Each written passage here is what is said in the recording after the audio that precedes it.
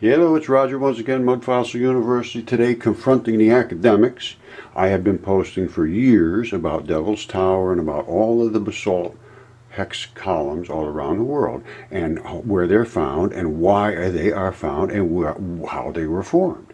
And they have been saying, oh, this is all lava, it's all lava, it just makes these little fibers all by itself. And now they come up with some idea that they figured out the temperature that it does that. Well, I'm going to ask them some questions about this. That's fine if they figured out some temperature that rocks crack at. Well, I'm sure that can happen. But let's discuss what we actually see here, not just that you can crack rocks at 800 degrees or something.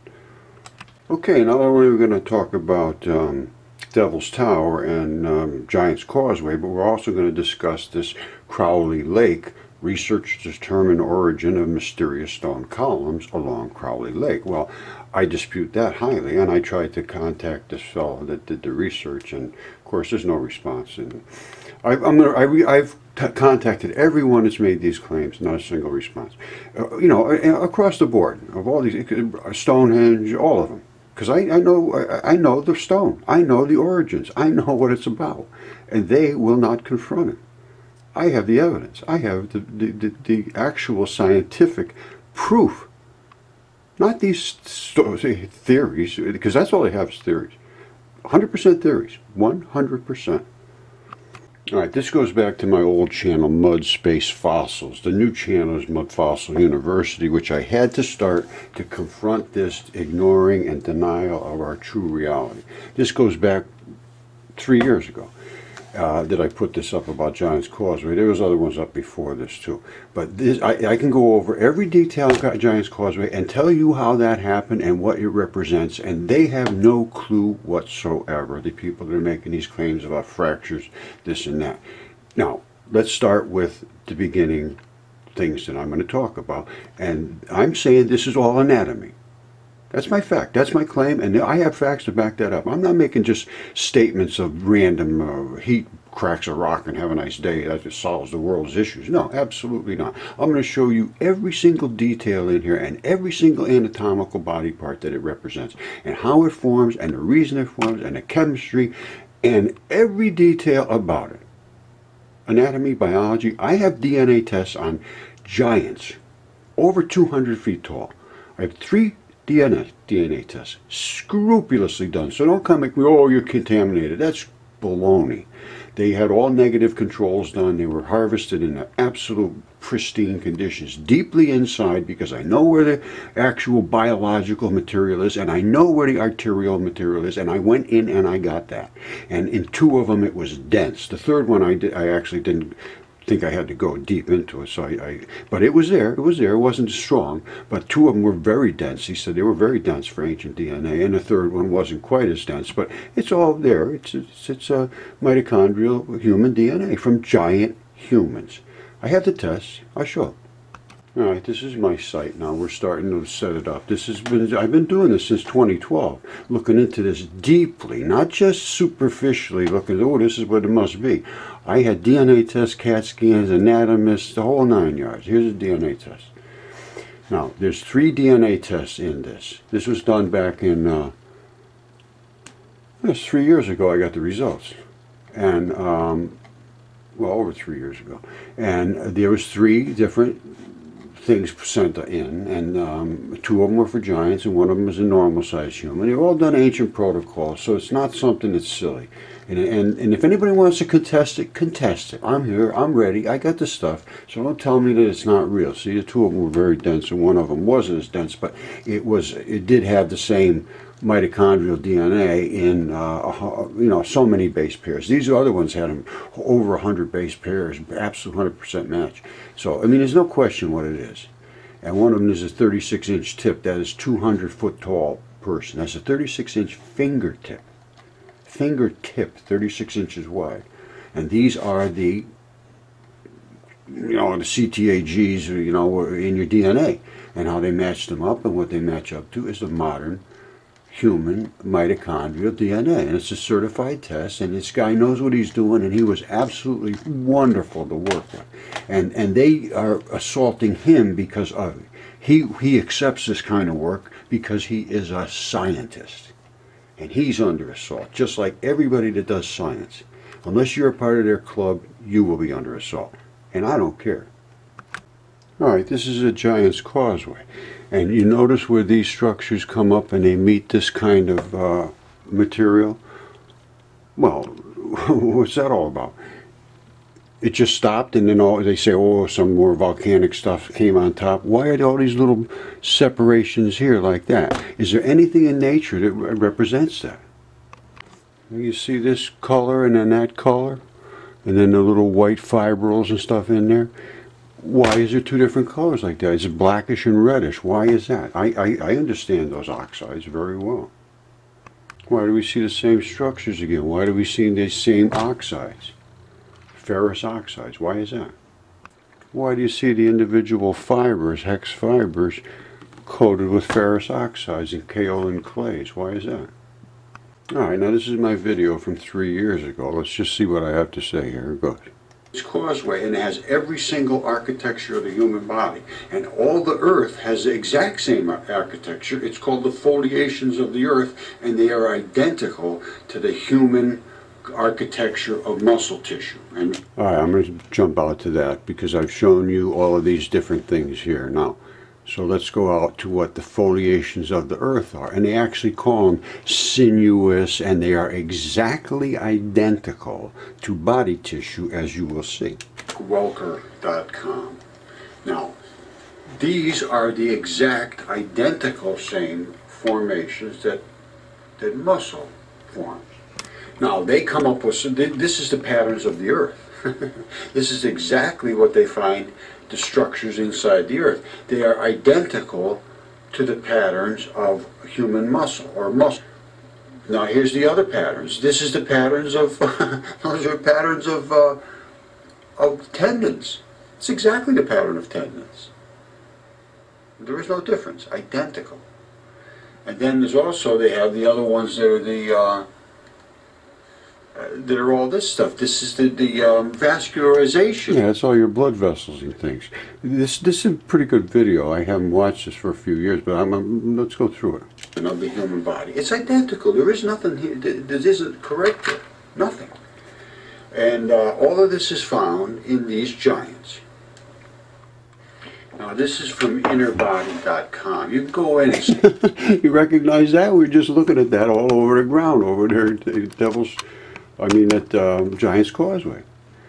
And then, you can see this stuff. You should go up here and watch this video because it's all there. The heart stuff is there. And Ayers Rock, Uluru or whatever they call it, is a heart. It's absolutely 100%, no question whatsoever. I've looked at that thing upside every which way. Heart, heart, heart, my friend. And all of this stuff is from giants. The creatures that were roaming this earth or created this earth or are this earth were literally what they talked about in the ancient text, titans. That's all I can tell you. Now, if you can't come to realize and get your mind in a grip to this, I cannot help you. I have no help for you at all.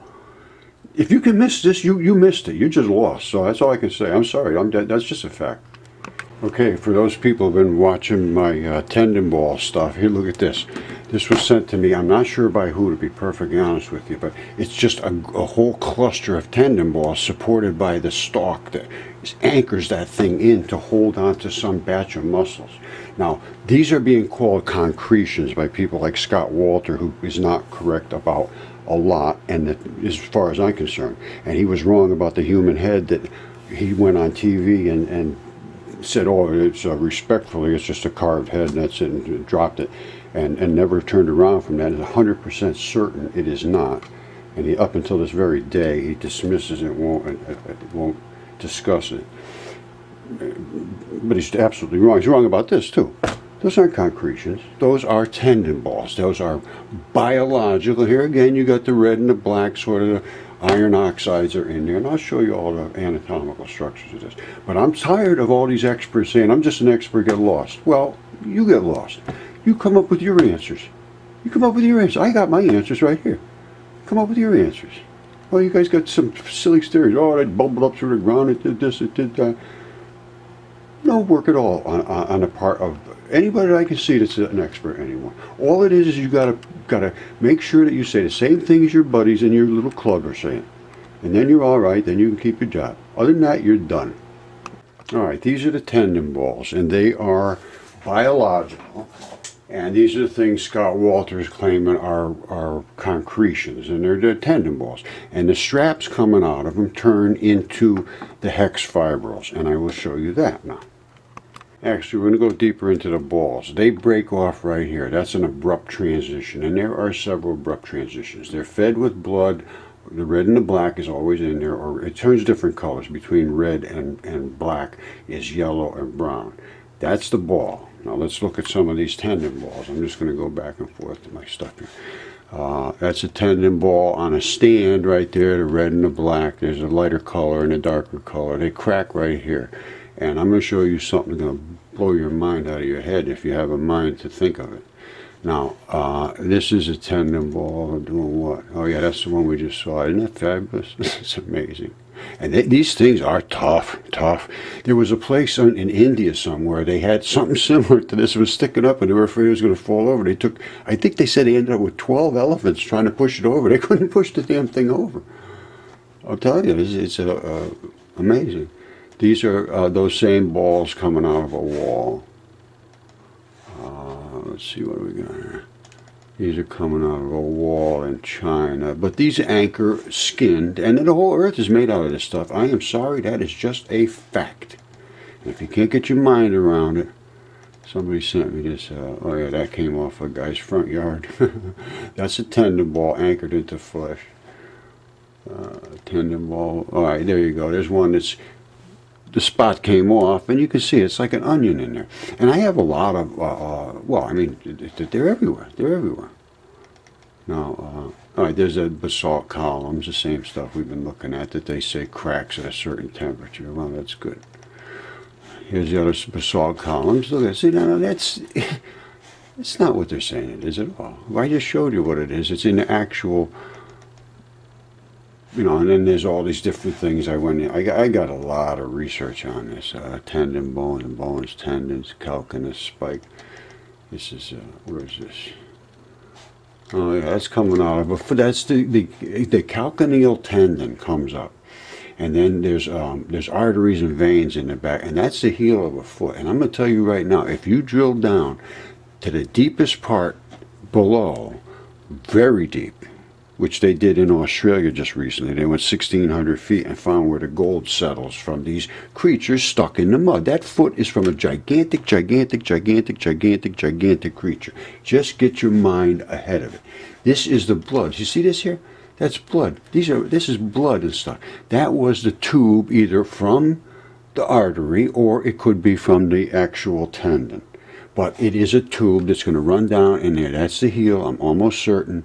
And if you get to the bottom, which they did in Australia, and a mine that was just closing up, it was bankrupt basically, and they ran out of all the metals. And I've been posting for months and months of that. Go deep. When it runs out, it didn't run out, it ran down. Go down. And they went down to the bottom. They came up with 25,000 ounces of gold in like 2 little chunks of gold. It was, you know, it was boom, 1,600 feet though they had to go. You got to follow the quartz. If the quartz is empty, it's going to fill up at the bottom. That's where the gold settles.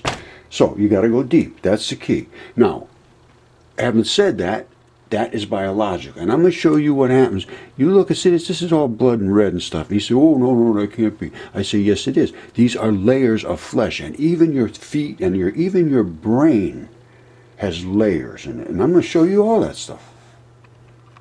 Now, you saw those tendon balls? That's that tendon ball.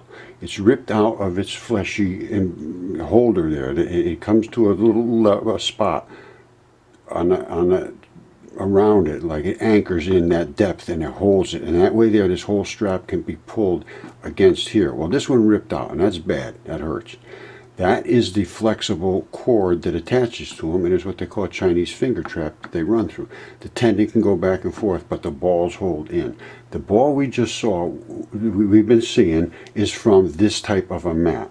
And those types of mats, with the bumps on them, are seen down in Peru as used as walls.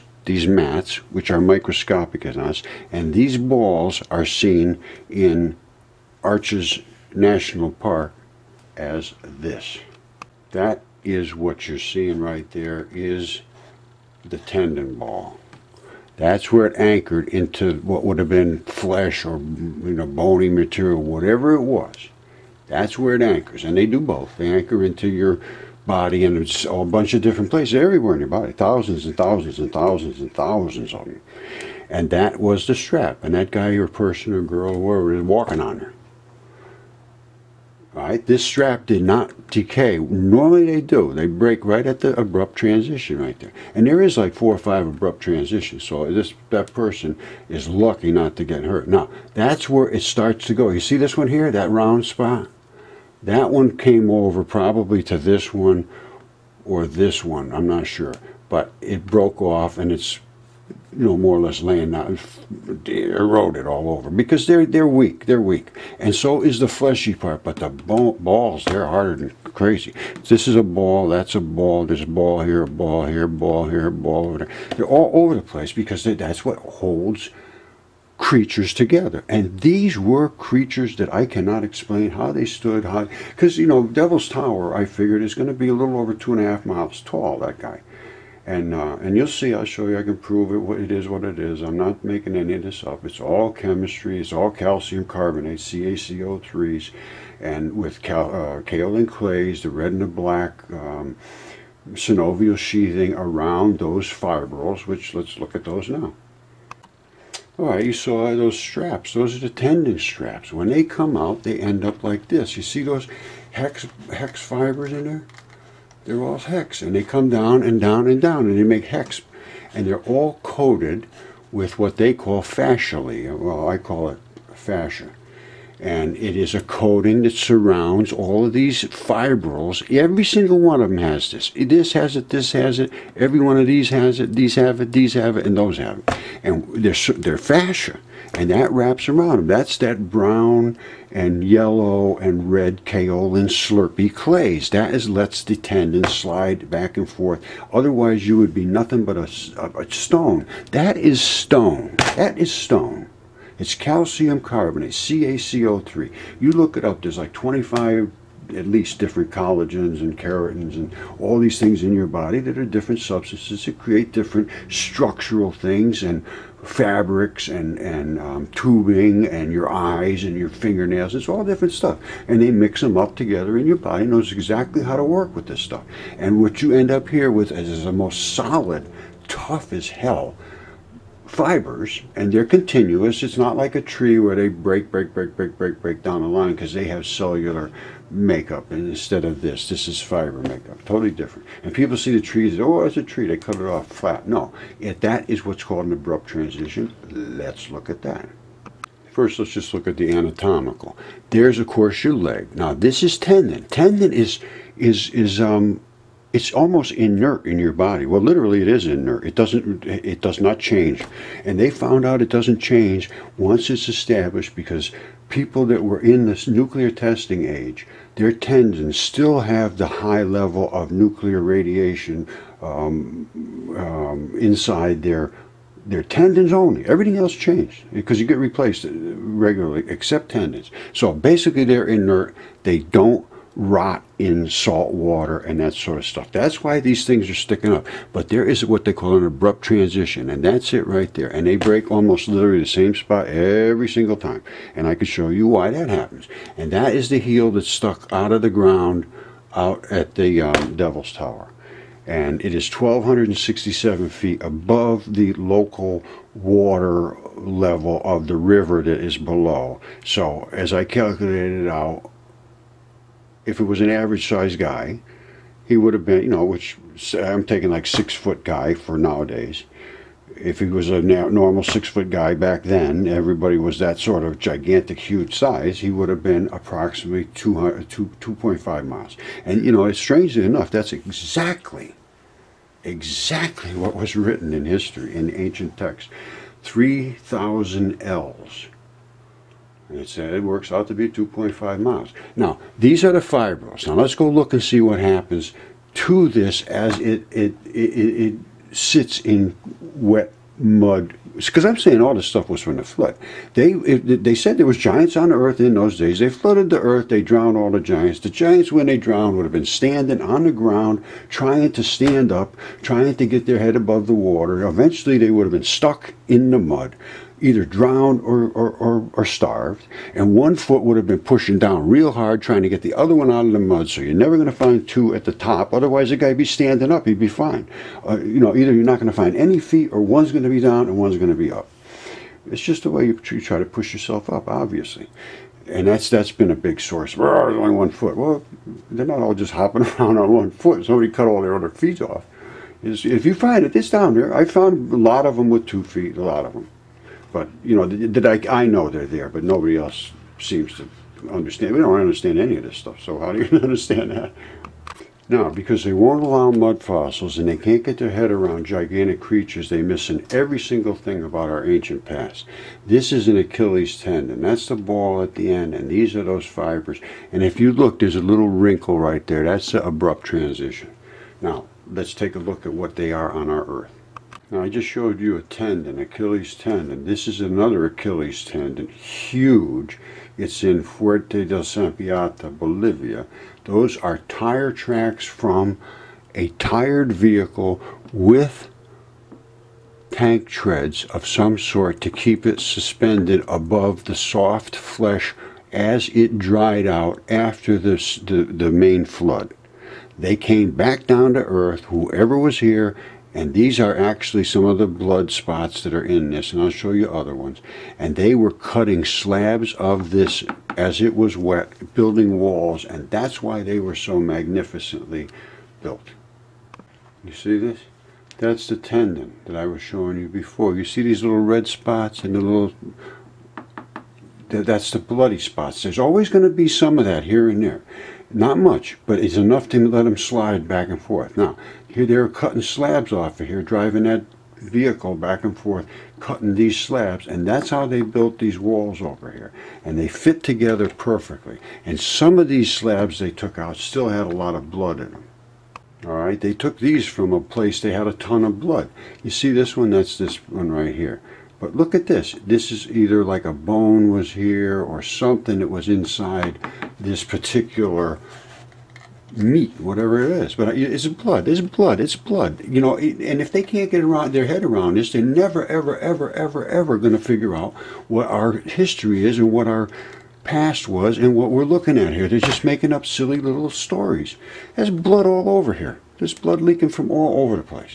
And that's how these things fit together. They just glob together. And inside the treasury at Petra, in Egypt, or wherever it is over there, Jordan maybe, I think, the walls inside the treasury had some places like this. And what they did was they drilled holes through them in certain places to let the blood out. They said, well, why did they drill holes in the walls? I could see where they drilled them, because this was going to be oozing, and it was going to be smelly and bloody, and it was going to be running out of there.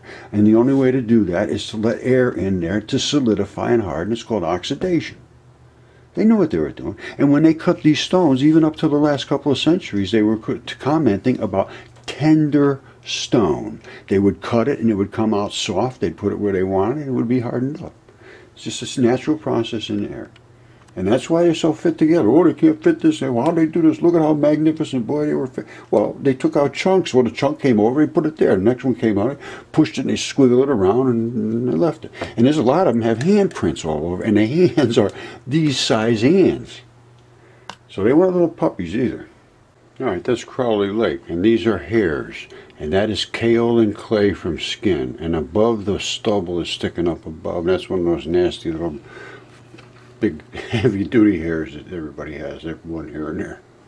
All right, this is the hair above the ground. They say this is pumice. It's not pumice. That is kaolin clay, skin. I showed you the academics did a study on this and came up with some absolutely nonsensical decision just to get out of it and make themselves look good. Now they're taking all the students out there telling them the same thing. Very, very poor form. That's hair. That's the hair stalks, and that is the black and the red of the vein and artery blood. By the way, there's either sweat glands very deep, and I don't think so because I'm not seeing them come to the surface at all, or this is not a mammal. All mammals have sweat glands, even dogs. Dogs don't use them to sweat, they use them for scent, but they do have them. All mammals have them. And I don't see any sweat glands here. This is what we're just looking at. There is sweat glands, and they got to come up through these hairs somewhere. There should be sweat glands from somewhere, and then down deep you have this squiggly looking mess in the sweat gland. Alright, this is what they're looking at. This is kaolin clay, but it's not the white. This is a pinker one. There's white, there's pink, and there's brown, and there's yellow. And that is the color of skin. And the clay is so fine and slippery and devoid of heavy, dense, thick minerals that it's used in fine china. And that's where they find this stuff. It's kaolin clays, and they use, look at how unbelievable number of layers you have in your skin too. I've been showing this because this turns into mica. That turns into mica. I'm telling you right now, it turns into mica. And that is, there's so many layers of skin, you have no clue how many layers of skin you have. And these are the layers of the hair. And that's what you see at Crowley Lake. Gigantic, gigantic. I can't account for it. I'm going to show you something, two things that are going to knock your socks right off your toes.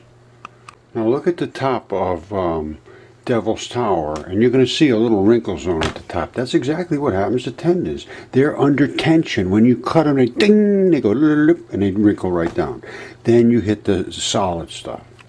All right, there it is right there. There's your wrinkle zone. There's your red kaolin clays running down. You see them here, here, here. They're all over the place. There's little slurpy bits of blood. That's about it. And the rest is all anatomical structure. There's nothing here that's any special unknown. It's just a gigantic tendinous part that runs up. And that's the abrupt transition at the top, the wrinkle zone. If you missed this, I'm sorry. If you can dispute this, I don't know what to say. Now we're in northern Africa, okay? There's a gigantic fish right there. You see that? That's a gigantic fish.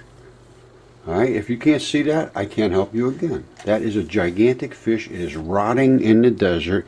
And guess what? It was spit at by a gigantic dragon, which is right above them. And a lot of this stuff is written about in ancient texts that were all considered hysterically funny, and they are not. That's the head of the dragon. That's that fluty stuff that runs down a dragon's body. You see it in all the Chinese things. He is spitting that at the fish, and it did impact the fish, and it damaged the fish. And this is what he is spitting at the fish.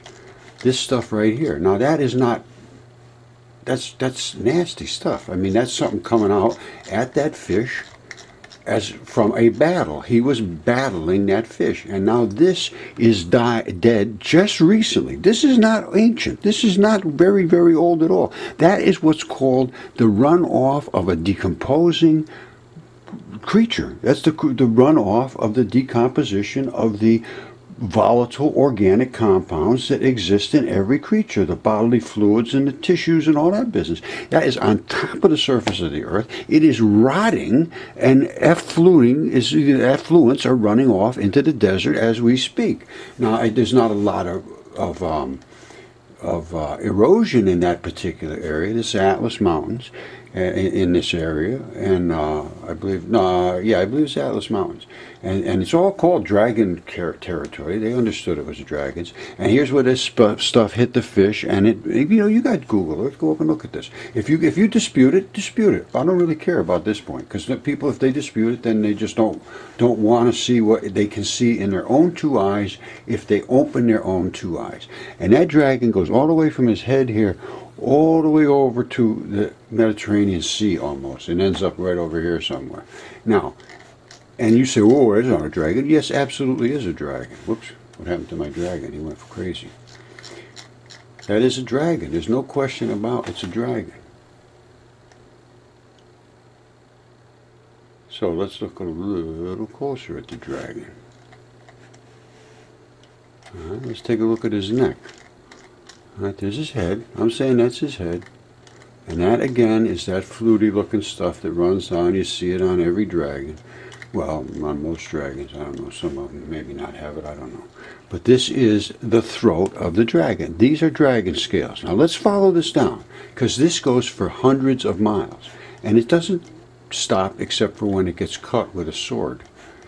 You see this? This is dragon scales. Now, if you don't see dragon scales, oh, that's a gully, that's a this or that. No. What is this? What is that fluty stuff? What is this? What is that? What's the dragon scales? Why is this thing dead and decomposing in the middle of the desert? And why is it cut right here on its neck? And all of that stuff ran out, and that is what's running out. There you go to a coroner, and if he says, oh, I don't know what that is, well, you better get a new coroner, because that is blood, and that blood is running out of here. And the red and the black, as they probably will understand, is the vein blood and the artery blood. And it's only run off to here. That's it. I don't know what you see, but that's what I see. And then he runs down here all the way to his stomach, and I have followed this through his digestive system all the way to where he poops. And there's his legs, and it runs all the way down here off of his back, and these are all product, I believe, of wings, because you can see, if you look real careful, you can see all those patterns in the desert. And this is the very tip, well, not the very tip, this is close, but it goes on quite a ways longer, and that's the decomposition of the bodily fluids out of that dragon's tail. Those are the dragon scales. I mean, what can I say? And you continue on here past all this effluent, and it comes out way out here. And these are still the flutes of his tail. You see that same sort of fluty looking stuff?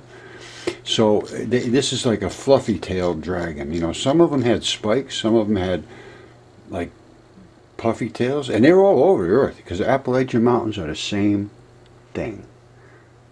Alright, so wake yourself up. Come to reality, because this is extremely big freaking deal. Wake up.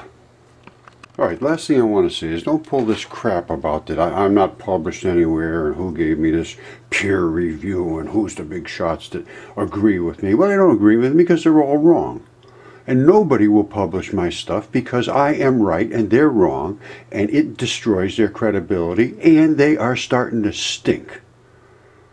Alright, this has been going on way too long. It's been 6 years of denials. 3 years holding DNA and everything else, and trying to present it to everybody in the world, and being rejected and refused and denied and ignored. And this has got to stop. You're really starting to stink.